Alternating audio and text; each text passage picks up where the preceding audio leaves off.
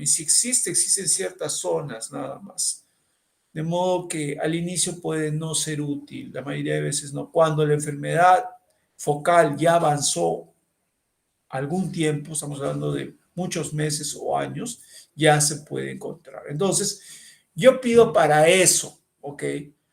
Entonces, y sí sirve, ¿no? Por ejemplo, he pedido un electroencefalograma el otro día para un paciente que tiene olvidos muy frecuentes y le ha salido justamente ondas lentas en zonas donde no debería salir. Entonces, vamos a ver las bases de esto. ¿Qué lo estudia el electroencefalograma? La actividad eléctrica entre dos puntos. Estos son los puntos, por ejemplo, más simples, los que tienen en este gráfico.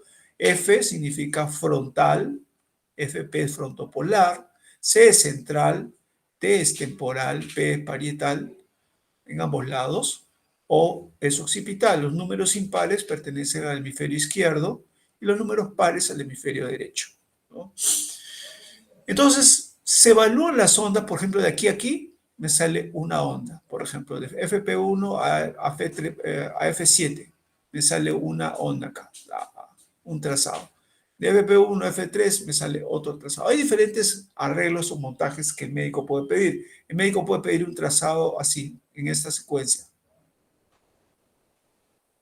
También podemos pedir trazados en esta secuencia, ¿ok? En ambos lados. Dependiendo de lo que yo quiera evaluar. Por ejemplo, si yo pienso en una epilepsia temporal, pido este trazado con este montaje, o sea, con esta disposición. Si yo quiero ver una alteración demencial, lo pido así, con esta secuencia, ¿ok? En paralelo. Entonces, puedo pedirlo en sierra, en hoja de sierra o en paralelo. Esos son los dos grandes tipos. Hay muchas combinaciones realmente que se pueden hacer. Imagínense todas las combinaciones, pero esos son los básicos, ¿ok? Entonces, por ejemplo, ¿qué tipos de ondas? Y esto es importante que lo lean porque a ustedes les puede llegar después algún resultado que tiene ondas beta en tal sitio, ondas alfa en tal sitio, y ustedes dicen, ¿qué cosa es eso? ¿No? Ondas teta y delta. Y estas ondas son las ondas que existen o que se pueden encontrar en el cerebro normalmente, ¿ok?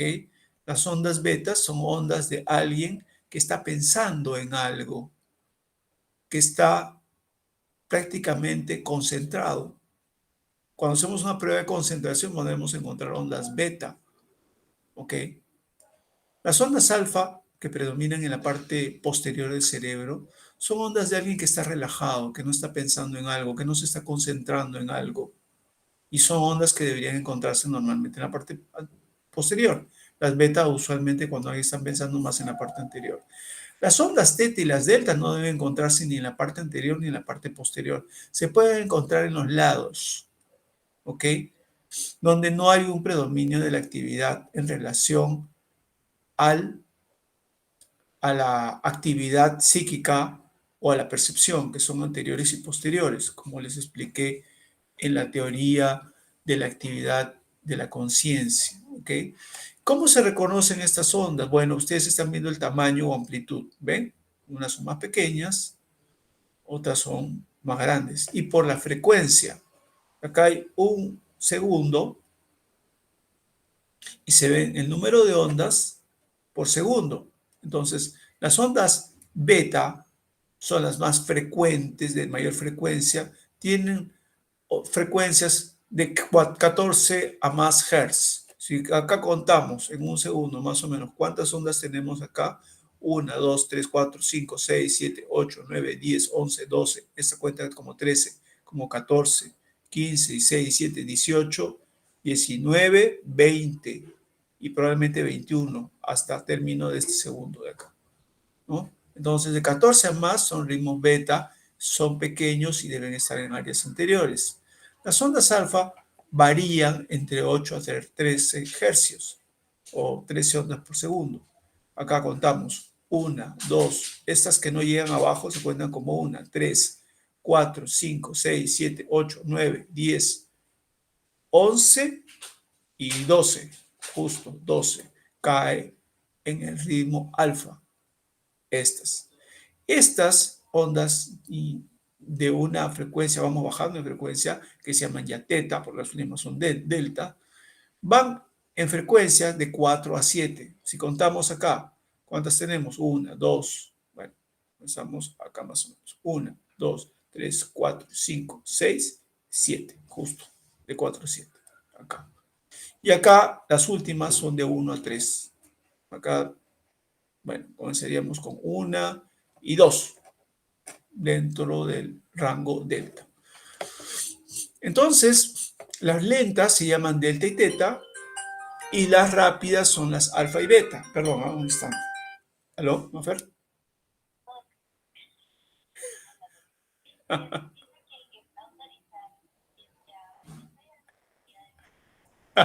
Es el jefe.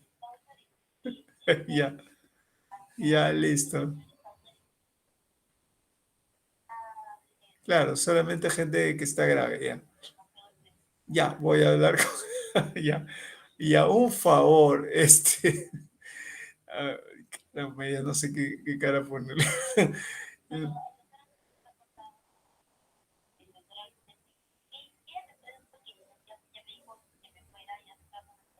Ya,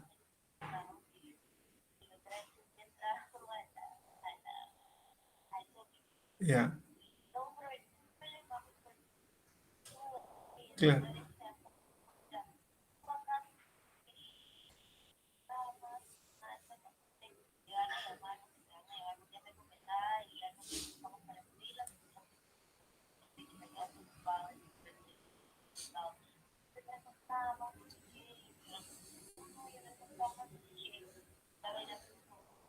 Bueno, ya, ya, listo, es un problema entre ellos. Ya, listo, está bien. Ya, gracias, Maffer. Ya, listo. Te agradezco mucho. Gracias, chao. Ya, disculpen, disculpen la interrupción.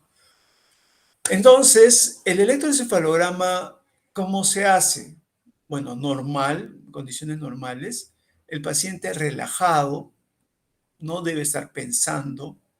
Casi, casi, idealmente, el paciente debe estar casi, casi como queriendo dormirse, pero no dormido. Debe estar consciente, pero no casi como para querer dormirse, pero no dormido. Debe estar alerta, pero sin ningún pensamiento. Entonces, ese es el momento ideal para hacerle al paciente un electroencefalograma.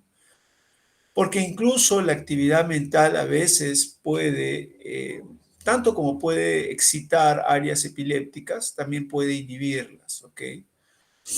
Y en estos estados en los que al paciente se le pone los electrodos y se le deja en un lugar tranquilo, sin ruido, se le dice que se relaje, ¿no? Con los ojos cerrados, usualmente aparece un ritmo alfa en áreas posteriores. Eso es normal. Por ejemplo, ustedes ven acá entre FP1, frontopolar 1 y F3, y esto es el lado izquierdo, todos los casi números impares, por lo tanto, esos son armados de configuraciones del hemisferio izquierdo y estos pares pertenecen a trazados en el hemisferio derecho, porque son pares. ¿Ok? Entonces decimos de FP1 a F3, decimos a esos dos puntos. Imagino un vértice entre los dos y se sale una onda que existe entre este punto y este punto, y es esta onda de acá. Al ojo, y acá está el tamaño, la amplitud y la velocidad, al ojo esto es un ritmo beta, y este es un beta anterior, ¿ok? Se dijo que los betas anteriores eran normales en estos estados. En F3 a C3, o sea, acá nuevamente hago como un vértice entre estos dos puntos, imagino que sale una onda que es esta. Y esta tiene mixtura entre beta y alfa, ¿sí? Acá tenemos como alfas y acá tenemos como betas. Entre C3 y P3, C es central y P3 es parietal, ya es un ritmo posterior. Entonces ya tenemos una mayor cantidad de aparición de las ondas alfa. Pero entre P3 y O3 ya una derivación netamente posterior, ya tenemos puras o principalmente onda alfa. Acá es que el paciente otra vez se concentra y deja de estar relajado y aparecen las ondas beta. Una persona que para pensando todo el tiempo está en onda beta y así no puede dormir. Y esa es una de las razones por las que hay insomnio. porque hay mucho pensamiento. Por eso el mindfulness o la meditación tienen una base científica al decir o al recomendar como terapia, especialmente para las personas que andan tensas, preocupadas y con insomnio, y lo cual genera dolor de cabeza. ¿Por qué? Porque están en este estado, y en este estado uno no puede dormirse. En cambio, con ritmos alfas, es una persona que ya entra al sueño con facilidad, alfas posteriores, por supuesto. Si se dan cuenta, en este otro hemisferio, del lado derecho, se repite lo mismo, ¿no? Hasta acá la paciente está relajada y aquí abre los ojos, fíjense, justamente como dije, que el electro normal se hace con los ojos cerrados, pero acá dice eyes open, justo acá abre los ojos y los ojos que reciben el estímulo del mundo externo ya no quedan en un estado de inhibición y se activan y se concentran y aparece el ritmo beta ya en todo el cerebro. ¿Ok? Entonces, ¿y cuándo aparecen los ritmos delta y teta que me han dicho? Eso es cuando incluimos derivaciones que incluyen las áreas temporales. Acá no están, por eso no las vemos. Ocasionalmente se ven ahí y si aparecen ahí ondas teta, no hay ningún problema, pueden existir, se tolera. Pero que yo tenga ondas teta atrás, como me salió un paciente, eso no es normal. Y el estudio mostró que el paciente es hipotiroideo. ¿Ok? Obviamente, pues esa es una causa de demencia, ¿no? Una de las múltiples causas. Como dice acá, los usos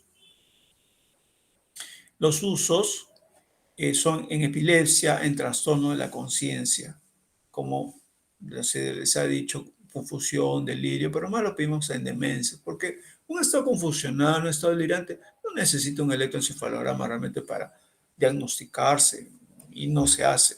Las demencias a veces sí al inicio cuando son dudosas, cuando uno quiere confirmarlas para usos o efectos legales inclusive, porque el médico ante una demencia uno tiene que tener una prueba. Yo puedo hacer un diagnóstico de demencia, pero imagínense que el paciente pierde sus capacidades o su capacidad de decisión y eso lo lleve a problemas legales. Yo tengo que tener pruebas sobre ello y pido un electroencefalograma. Cuando este es inicial y las tomografías o resonancias, pues no van a mostrar todavía una alteración, una atrofia importante, ¿no? Acá miren, en esta parte, dice, al ritmos alfas en áreas posteriores cuando está tranquilo, que desaparecen al abrir los ojos o al concentrarse en una tarea. En el resto de las ondas, otras, pueden haber ondas lentas, que ya saben cuáles son, alfas o rápidas. Más que nada en las áreas temporales según la actividad mental que el paciente tenga. Acá ven los montajes, ¿no? De la frontopolar a la frontal, de la frontal a la central, de la central a la parietal, de la parietal a la occipital.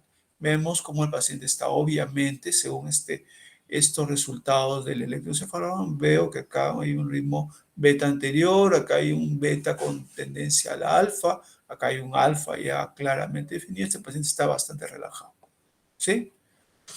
Acá tengo otro montaje, entonces veo que acá el paciente está probablemente con los ojos abiertos y le pide que cierre y se cierre los ojos y descanse, o sea, se relaje. Y acá entra un periodo frontal, temporal, alfa, más o menos, pero esto es frontotemporal.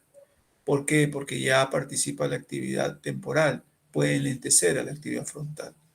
Acá hay un ritmo temporal, occipital, alfa, bien claro, de frontal a parietal hay ritmos beta y hay alfas por momentos. Y acá en rojo vemos que entran en alfas, ¿no? En ciertos momentos, tanto en el hemisferio izquierdo como en el hemisferio derecho. Es bastante fácil realmente con práctica. Pero acá tenemos unas ondas grandes, una punta y una onda, ¿sí? Punta y onda, onda y punta. Acá veo anormalidad.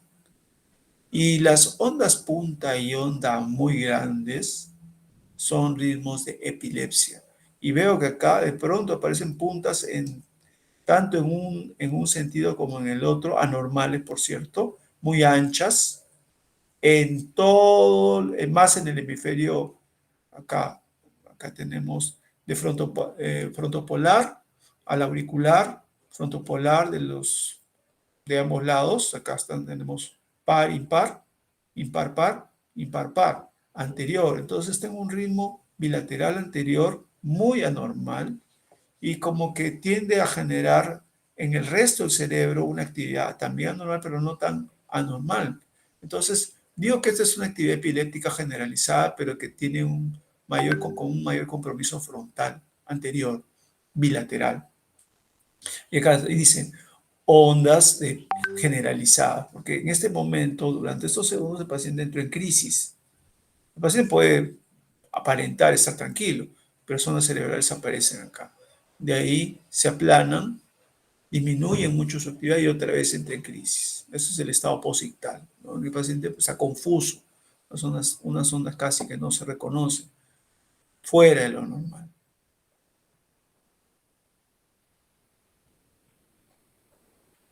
Bueno, ¿qué está pasando acá? ¿Por qué me sale así?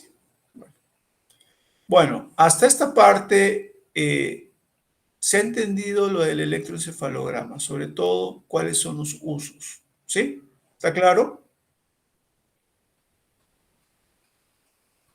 Bueno, esperemos que esté claro. Sí, doctor, todo claro. Ahora vamos a la otra parte que es la electrofisiología.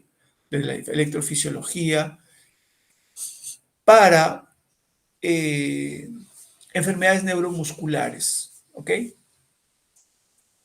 Los estudios de enfermedades neuromusculares están diseñados para que el médico solicite, según la patología, enfermedades del asta anterior y de la placa mioneural y de las miopatías. O sea, ellos saben ustedes que una segunda motoneurona o un síndrome de segunda motoneurona va desde el asta anterior hasta antes de la unión neuromuscular, es decir, el nervio, pasa por la raíz y el plexo. O sea, son 4 zonas, digamos, que va a haber una parte del estudio de la electrofisiología para enfermedades neuromusculares, la enfermedad de placa mioneural o llamadas miastenias y finalmente las enfermedades del músculo, miopatías. Y para eso tenemos pues varios estudios. Por ejemplo, una enfermedad del asta anterior, plexo, raíz y nervio me puede afectar la mielina o el axón, o ambos. Entonces yo tengo un estudio que se llama velocidad de conducción nerviosa. Entonces solicito el estudio de velocidad de conducción nerviosa, que va a estudiar la velocidad con la que se transmite una onda eléctrica que el médico pone en una parte del nervio y la recibe en un músculo al cual inerva. ¿Ok?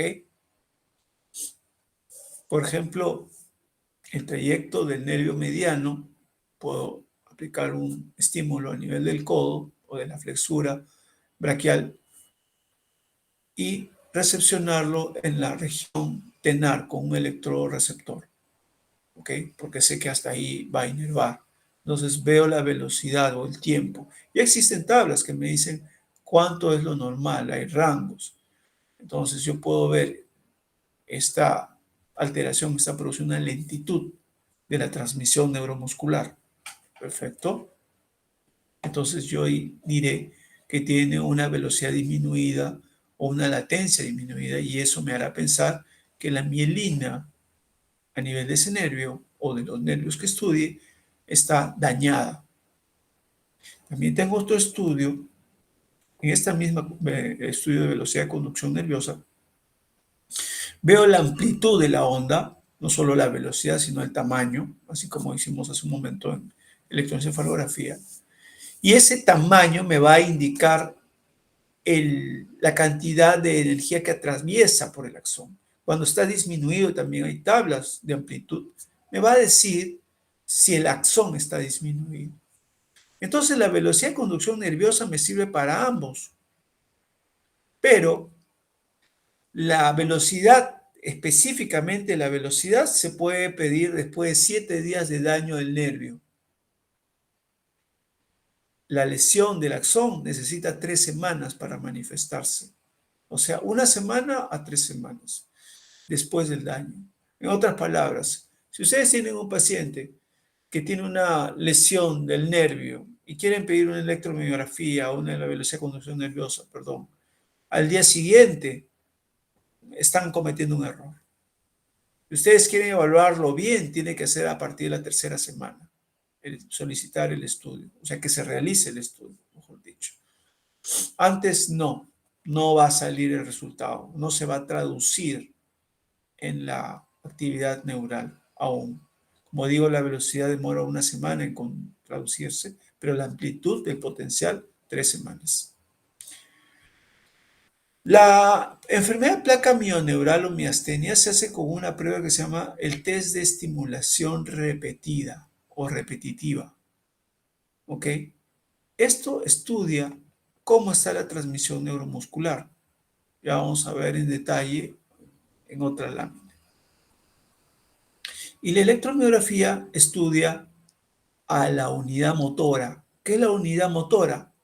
Es su axón o su neurona, la neurona con su nervio, y el conjunto de fibras musculares a las cuales ese nervio, que viene de una neurona que se encuentra en el asta anterior, va a inervar. Esa es la unidad motora, ¿ok?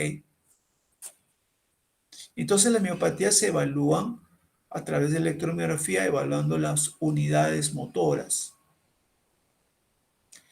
A ver, veamos primero la conducción nerviosa. Por ejemplo, yo en rojo, voy a estimular, por ejemplo, a nivel de la región cubital. Fíjense dónde está mi electrodo receptivo, mi tierra. Acá estoy en la eminencia hipotenar y estimulo antes de la muñeca.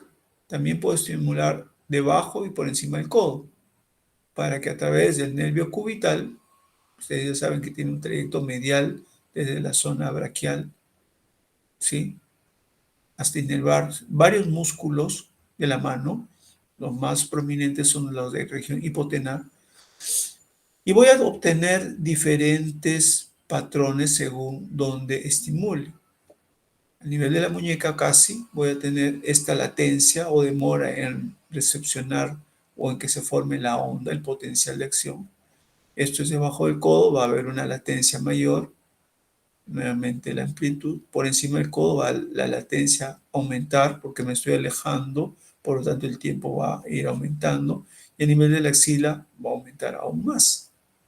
Entonces, según el tiempo que demore, yo veo la tabla y digo, ok, este rango está dentro de lo normal. Por lo tanto, la latencia es normal. Y acá tengo la amplitud de la onda. Se mide, acá tienen las escalas de tiempo y amplitud.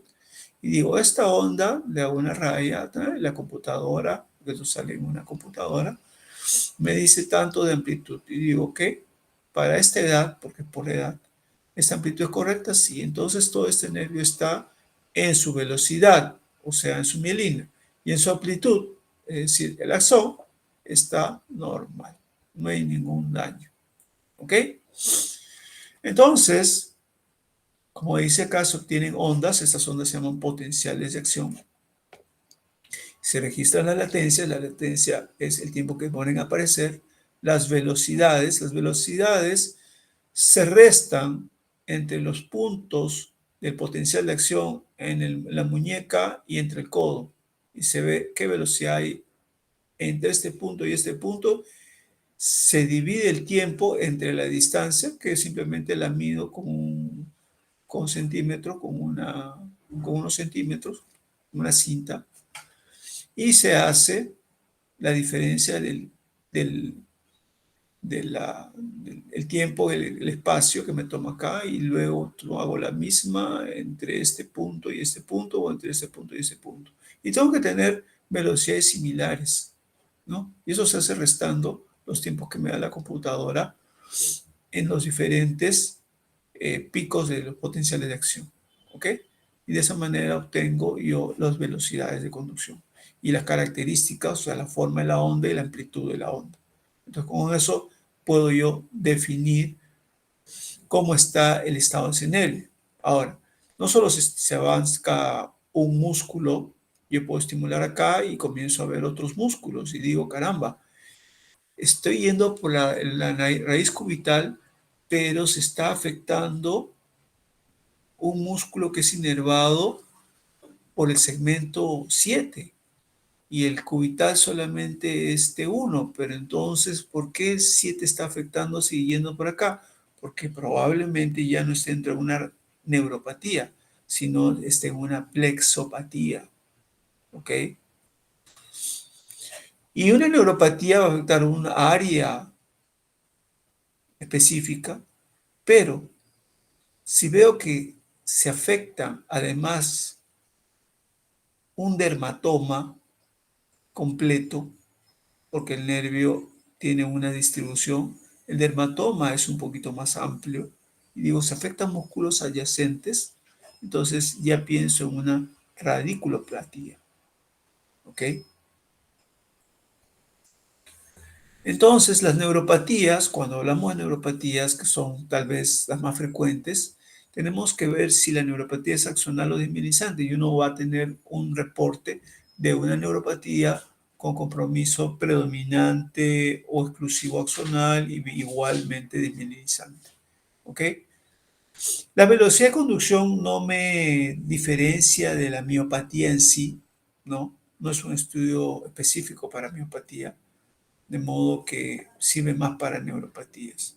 Entonces, en la neuropatía desmielinizante, las latencias son prolongadas y las velocidades van lentas. En la neuropatía axonal, el potencial de acción está disminuido. Entonces, latencias largas y velocidades lentas es desmielinizante. Amplitud reducida es axón en neuropatías. Acá, por ejemplo, tenemos si esto es normal, porque los valores de la computadora nos dicen que es normal.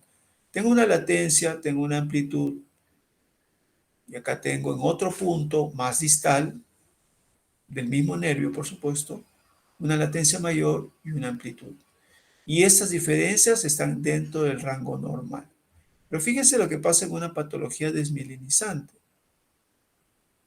En el mismo nervio ya no se da a la velocidad o en la latencia esperada o según las tablas de normalidad, sino mucho más, demora. Se activa la amplitud. Miren la diferencia de este potencial de acción con este. Está retardado. Y si voy al otro punto, miren, muchísimo más retardado y la amplitud disminuida. Entonces, esto me está diciendo que hay una latencia prolongada y una velocidad entre este punto y este punto, el tiempo que pasó fue rápido. Y entre este punto y este punto, el tiempo que pasó fue mucho mayor. Por lo tanto, demora más. Está la velocidad reducida porque el tiempo está demorando más.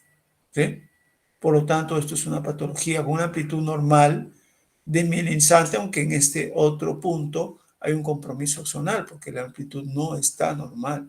¿Sí? Entonces es un patrón mixto, pero en el que predomina la desmielinización. Entonces, acá ustedes ven a la fibra nerviosa con su axón y su mielina que la envuelve normal, pero acá la vemos ya como que la mielina se ha perdido. Por lo tanto, el impulso saltatorio va a ir sin mielina, va a ser mucho más lento, menos impulsos saltatorios que normal, por lo tanto más lento. Siempre va a haber un daño axonal usualmente que se nota acá. Entonces, ¿esto en qué se ve? Por ejemplo, en un Guillain-Barré, típico de un Guillain-Barré, ¿no? Que la mielina se afecta, el axón también, pero principalmente la mielina. Entonces, digo yo esto, con un cuadro clínico de Guillain-Barré, esta es la confirmación de un Guillain-Barré.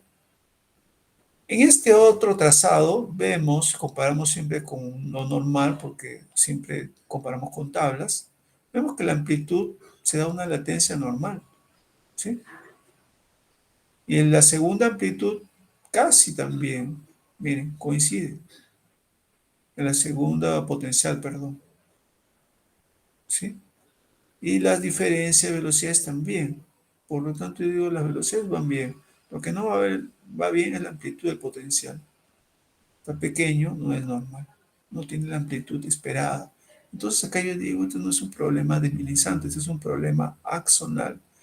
¿Qué ha pasado acá? Que el nervio ha comenzado en alguna parte a lesionar el axón, que ha comenzado a morir, y en Digenbach va retrocediendo y va lesionándose, y también se pierde la mielina. Pero es el axón lo que está perdiéndose realmente. La mielina puede estar presente, pero usualmente cuando el axón va muriendo, la mielina va desapareciendo. Y lo que se encuentra básicamente son potenciales reducidos. Y esto, por ejemplo, un ejemplo de esta patología se da típicamente en la polineuropatía diabética. Acá tenemos un ejemplo de Guillain-Barré y una polineuropatía diabética. Y esas son tal vez las dos patologías más frecuentes que van a tener, por la cual van a pedir electromiografía. Eso sin hablar de la lesión del nervio cubital o síndrome del túnel del carpo, que es la otra patología frecuente neuromuscular que un médico general ve o que se ve cualquier médico casi todos los días. ¿Ok?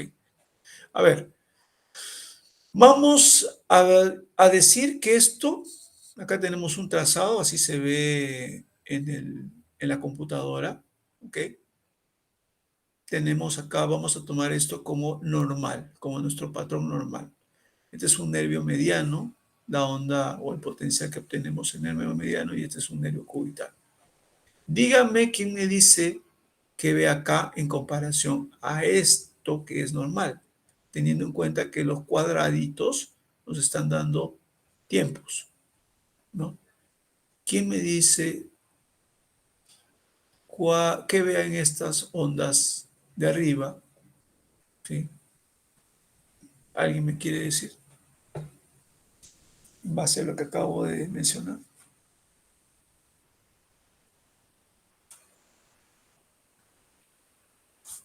Bueno, lo que vemos es que la latencia, en comparación a esta, en ambas ondas, ha aumentado a predominio más a nivel cubital que a nivel del mediano.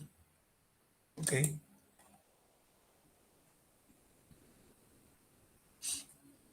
Y la amplitud, ustedes ven acá un cuadrado, acá ven que hay dos cuadrados, está algo disminuida, pero principalmente la latencia.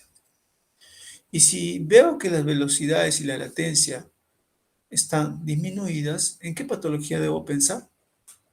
Si es que coincide en una enfermedad desmielinizante, ¿verdad? Cualquiera de estas puede ser crónica o aguda, como el Guillain-Barré. Acá vemos algo diferente. Vemos que las latencias se han aumentado, pero muy poco. Pero lo que llama la atención es que la amplitud se ha reducido. Por lo tanto, estamos hablando de una patología axonal en el nervio mediano y en el nervio cubital. ¿Ok? Porque el potencial de acción está disminuido.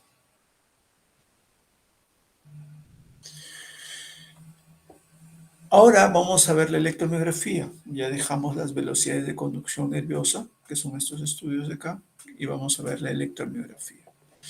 Acá tenemos un gráfico de una neurona del asta anterior con su axón y cómo este axón da múltiple inervación a diferentes fibras musculares, no músculos, fibras musculares. La fibra músculo está compuesto por muchas fibras musculares y cada fibra recibe una inervación que viene de un axón y el conjunto de músculos o fibras musculares, perdón, con su axón, con su mismo axón que nace de una motoneurona en la anterior, se llama unidad motora. ¿Qué se hace normalmente? Se ingresa un electrodo en forma de una aguja. Este examen se hace con unas agujas muy, muy delgaditas en las que se insertan en ciertos paquetes musculares. Y lo que va a pasar es que lo normal es que se produzca un potencial de unidad motora, o sea, el potencial de todo el conjunto, que tiene fases de 2 a 3 fases, una amplitud dada y una forma bastante característica, digamos. Y eso se da porque el conjunto de cada potencial de acción de cada fibra muscular. Por ejemplo, acá tenemos varios potenciales de acción y varias fibras a su vez que han sido detectadas por el electrodo que lo tenemos acá. ¿Ok?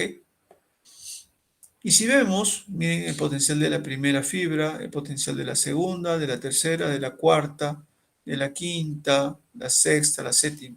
Cuando estos se unen, las que son muy planas casi parecen desaparecer y las que son más prominentes se ven como picos y aparece un único potencial de esta manera, que es la sumatoria, podríamos decir, de cada fibra muscular. El electrodo las recibe todas juntas, como que las sumara y nos muestra esta imagen. Este es un potencial de unidad motora. Entonces, la unidad motora, ya saben, es el axón con la fibra que inerva. Tiene fases, como la ven acá, 2 a 3, la duración 5 a 15 milisegundos y la amplitud no mayor de 5 milivoltios. Eso es lo normal de un potencial de unidad motora.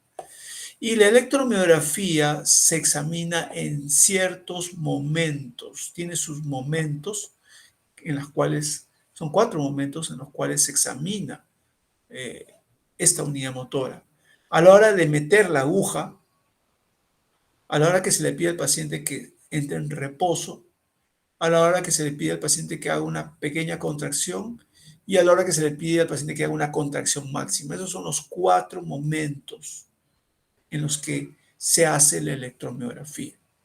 Y ustedes van a ver acá por qué. Por ejemplo, a la inserción se llama actividad de inserción. Entonces, el médico reporta la actividad de inserción. A la electromiografía, el informe viene con actividad de inserción, viene como la actividad de inserción. A la hora que meto la aguja, se producen potenciales de unidad motora. Y ya los conocen, varios como estos, pero juntos, imbrincados de varios músculos, porque a la hora de meter la aguja yo no puedo ver la unidad motora, veo un paquete. Entonces se van a unir varios de estos y se va a ver finalmente así. ¿Sí? Meto la aguja y en ese momento de meter la aguja estoy produciendo despolarización de varias fibras musculares, estoy activándolas, pero el paciente está relajado y uno le dice manténgase relajado y a la hora de ingresar la aguja se produce descargas, pero luego el paciente queda relajado completamente. Pero en una enfermedad como una miopatía, una inflamación del músculo, uno mete la aguja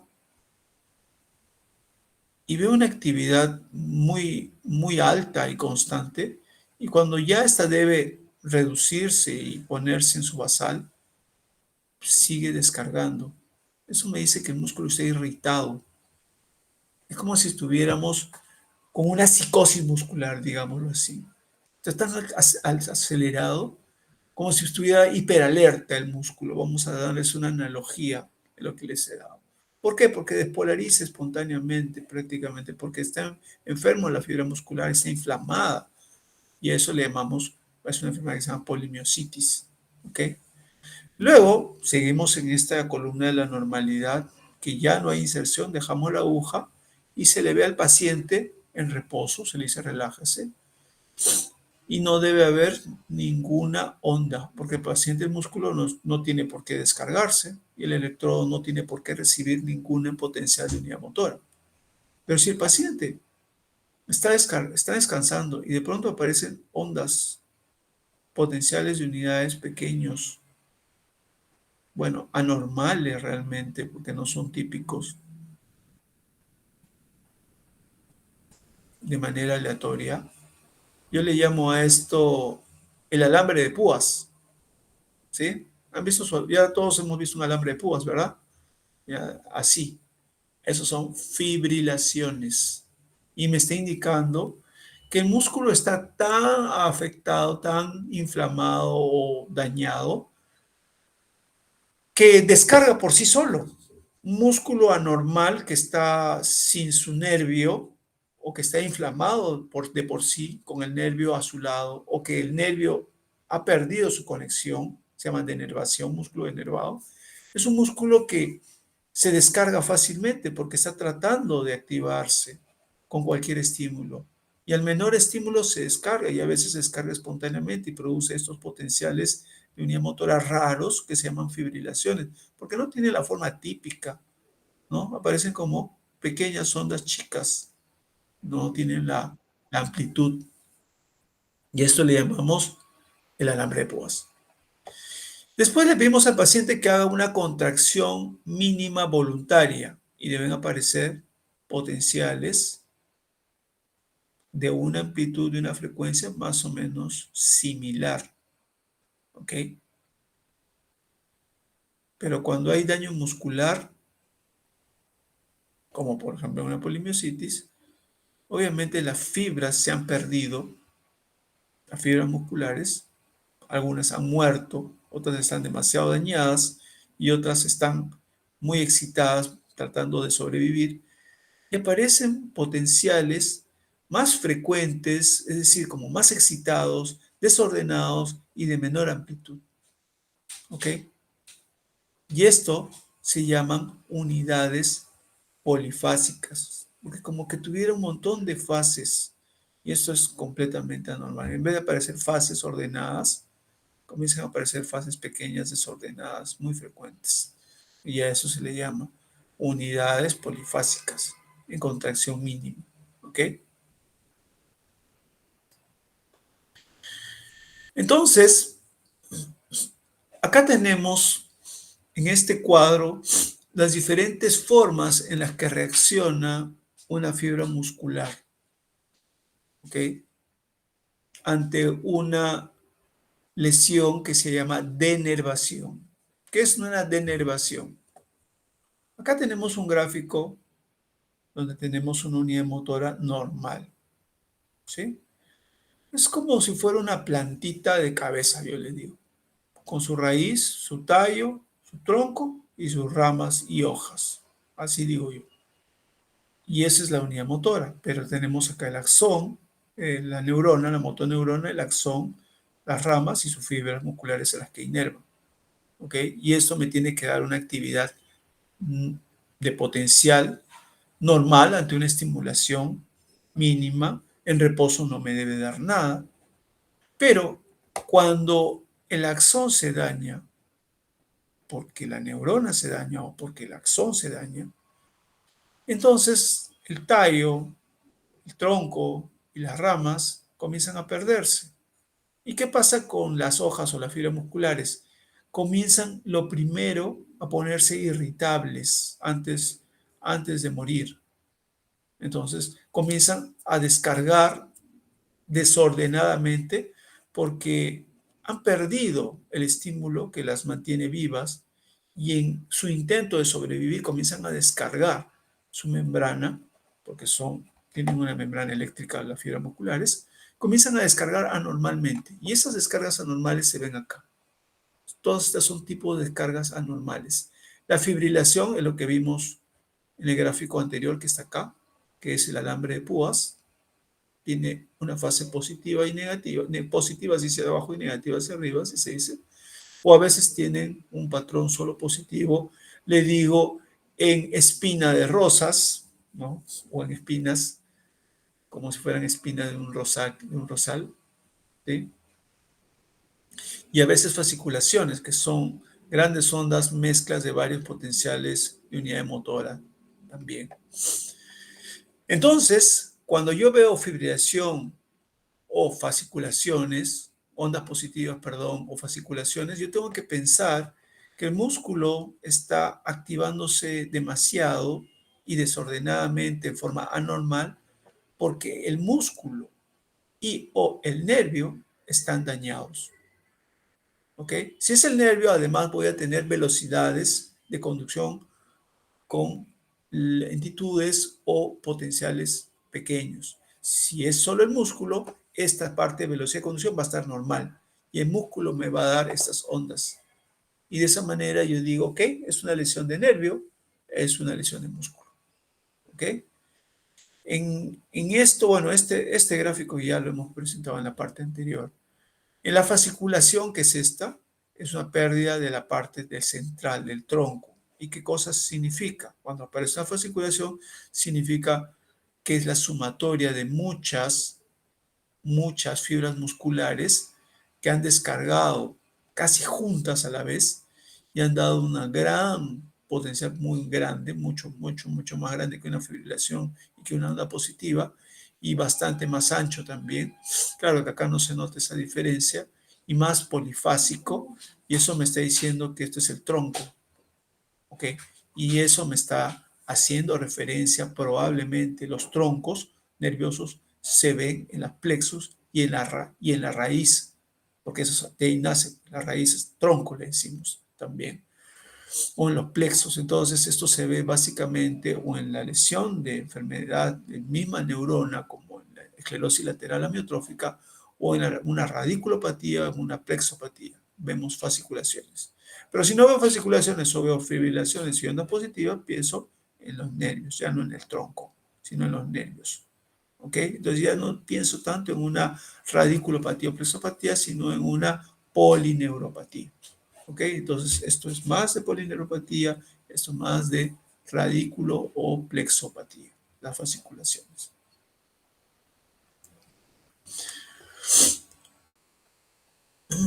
Acá tenemos lo que se puede observar en una contracción voluntaria mínima, la actividad muscular en contracción voluntaria mínima. Nuevamente, acá tenemos un potencial de unidad motora. Esta es una unidad motora normal, ¿no? Recuerden la planta invertida. Pero cuando tenemos una neuropatía crónica, típico de una diabetes, muchas fibras musculares que se han quedado sin nervio por un nervio que ha sido dañado, reciben muchas veces una colateral de alguna otra fibra que le manda su axón. De modo que termino teniendo potenciales de unidad motora anormales, pero anormalmente grandes y anormalmente polifásicos. Entonces, esta unidad motora o este potencial ya no tiene pocas fases, ya no tiene la amplitud normal, sino tiene muchas más fases y una mayor amplitud. Y me está hablando de que ha habido mucho tiempo para que una unidad motora se haga de más fibras que han quedado denervadas. Y eso le llamamos neuropatía crónica o nos hace pensar en neuropatía crónica. Mientras que miopatías, como el músculo se va perdiendo, la hoja o la plantita se va quedando sin hojitas. El tronco, la raíz y las ramas están bien, pero las hojitas se van perdiendo. Y las hojitas, recuerden, son las fibras musculares.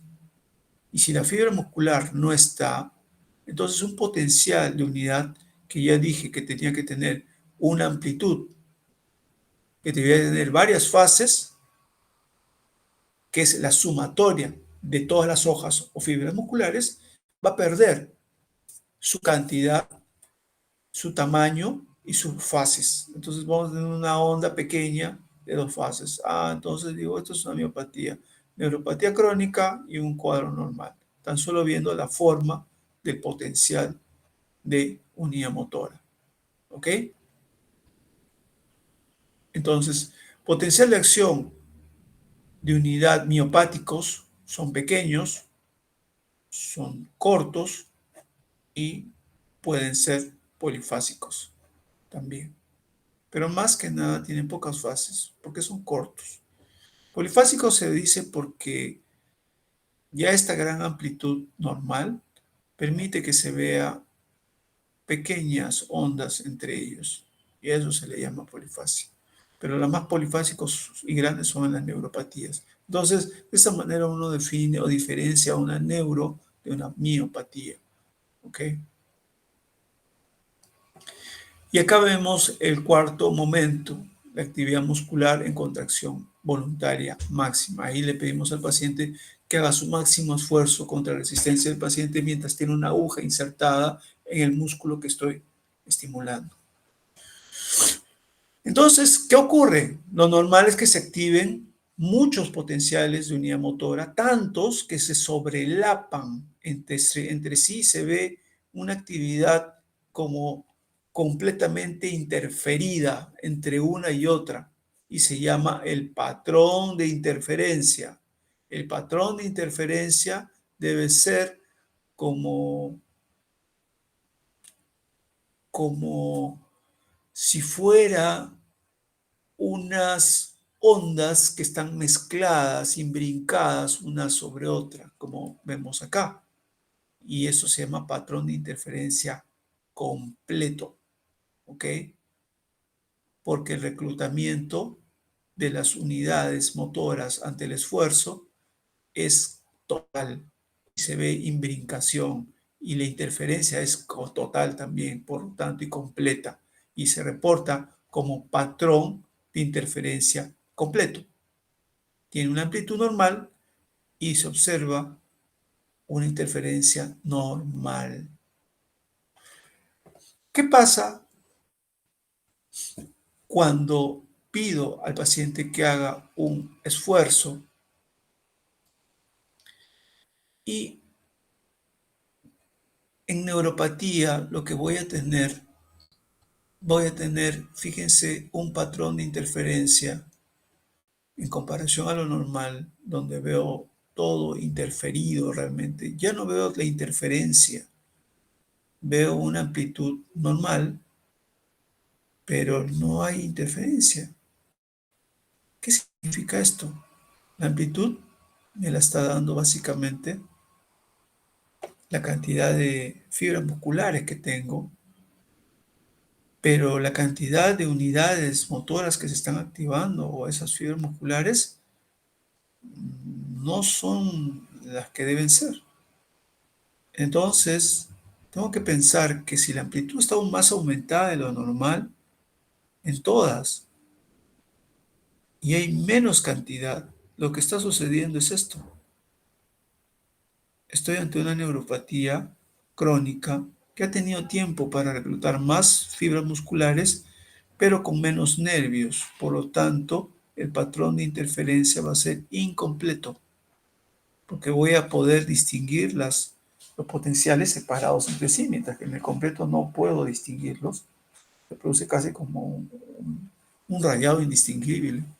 En el neurogénico o por lesión de nervios, sí, sí puedo distinguir ya, e incluso la amplitud es más mayor y casi homogénea. En el miopático, como dije hace un momento, la amplitud la da la cantidad de fibras musculares que tiene la unidad motora, o sea, la cantidad de hojitas, digamos. La amplitud la da el músculo o la fibra muscular.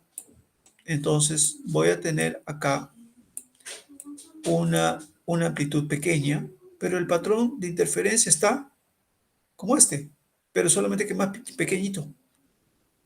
Patrón de interferencia completo de baja amplitud es miopatía, ¿ok? Porque no tiene la amplitud que me dan las hojas. En cambio, los nervios están bien. Y si tengo ambos, digo que es neuromuscular, una combinación de ambos, en la que comienzo a ver potenciales pequeños, pero están separados. Acá los veo imbrincados. Es completo, pero de poca amplitud, su patrón de interferencia. ¿Ok? Entonces, y este patrón completo de poca interferencia, de interferencia completa, pero de poca amplitud, se va a dar con un estímulo leve. ¿Por qué? Porque al menor estímulo que haga el paciente, se van a reclutar muchas fibras musculares, ¿ok? Porque estas están, como dije hace un momento, anormalmente excitadas, producto de la lesión que tienen y que descargan con mucha facilidad con cualquier estímulo, ¿ok?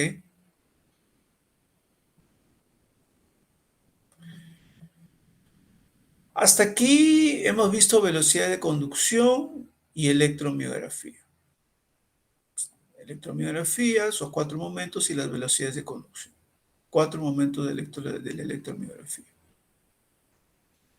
Y ahora vamos a ver una prueba que se llama el test de estimulación repetida o repetitiva. Esta es la placa mioneural, ¿sí? El músculo, con su membrana postsináptica, y el axón con su botón presináptico y su membrana presináptica. ¿Ok? En la unión neuromuscular, no estamos hablando de una sinapsis entre neuronas, sino entre nervio y músculo, ustedes tienen que conocer cómo es normalmente. Viene el estímulo o el potencial de acción del nervio y va en el botón presináptico a abrir ese estímulo, ese potencial, canales de calcio. Los canales de calcio normalmente deben entrar a las vesículas sinápticas que almacenan en la unión neuromuscular de las fibras estriadas acetilcolina, ¿sí? Va a entrar el calcio y va a permitir que estas vesículas se unan a la membrana sináptica para que esta membrana de la vesícula se integre a la membrana presináptica y libere la acetilcolina al espacio sináptico. Y a través de la membrana postsináptica, donde se encuentran los receptores de acetilcolina, en la hendidura, y en la membrana, en toda la membrana, normalmente se puede dar el potencial de acción muscular y se detecte el potencial de unidad motora finalmente, al estimularse el músculo, como dije, con cada fibra muscular que tengamos como conjunto de la unidad motora. ¿Ok? Eso es lo que debe ocurrir normalmente. Pero existen básicamente tres enfermedades que afectan esta fisiología de la estimulación neuromuscular. La más frecuente es la enfermedad llamada miastenia gravis. ¿Qué ocurre en la miastenia gravis? La miastenia gravis es una enfermedad autoinmune en las cuales los receptores de acetilcolina que se encuentran en la membrana postsináptica, o sea, en el músculo, son atacados por anticuerpos antirreceptores de acetilcolina. Por lo tanto, no va a haber la misma cantidad de receptores en la membrana postsináptica. Entonces la acetilcolina, el estímulo presináptico se va normalmente, la cantidad de acetilcolina es normal, pero la cantidad de receptores va a ser poca. ¿Y qué significa esto? Que el potencial que se va a dar inicialmente puede ser normal, pero al no seguir estimulándose porque hay pocos receptores, va a decaer el potencial de acción muscular o de unidad motora, va a decrecer cuando yo mantengo el estímulo. Por eso, una de las características que se tienen que evaluar en la actividad motriz es la fatigabilidad. Y así se les dijo en la clase, cómo se estudia la fatigabilidad, así como se estudia la fuerza, estimulo la fatigabilidad manteniendo un peso constante en un músculo, ¿ok? Sea de una extremidad o de los ojos o de los párpados. Se hace manteniendo un estímulo no tan intenso, sino constante, ¿ok? Eso es lo que ocurre en esta enfermedad y esto se va a manifestar en la electromiografía a través de test de estimulación repetitiva en la que se manda un estímulo eléctrico varias veces. Por eso se dice estimulación repetida o repetitiva. ¿Ok? Lo puedo hacer a una velocidad lenta o una velocidad alta, esa repetición o ese estímulo eléctrico que mando a través de una máquina. ¿Ok? Para estimular. Normalmente, cuando todo es normal, miren el potencial, no produce un decremento, porque cada vez que se produce un estímulo, se libera solamente un 20% de las vesículas de acetilcolina. De modo que tengo muchas vesículas para que aguanten la estimulación repetida hasta el quinto estímulo sin ningún decremento. Porque ya sé que 20% por 5 veces me va a dar 100%. O sea, entonces yo tengo que decir que en 5 estímulos, por lo menos, si todo se mantiene, la actividad, la cantidad y la actividad de esta placa mioneural es normal. Pero cuando tengo pocos receptores de acetilcolina, sale los acetilcolina al espacio, a la hendidura sináptica, y los receptores que se han descargado van a tener un periodo en los cuales no van a ser activos. Entonces la acetilcolina cae sobre estos receptores, pero están despolarizados los receptores de acetilcolina. Entonces es como que no estuviera habiendo ningún estímulo. Y como son tan pocos receptores, no hay otros que agarren a las moléculas de acetilcolina. Entonces el impulso comienza a disminuir en amplitud. Y eso se manifiesta porque el paciente se fatiga, como que pierde fuerza. La otra enfermedad que puede producir este síndrome miasténico es la enfermedad de Lambert-Eaton, una enfermedad no muy frecuente, felizmente, es una enfermedad usualmente, también es autoinmune, usualmente es paraneoplásica, producto de un cáncer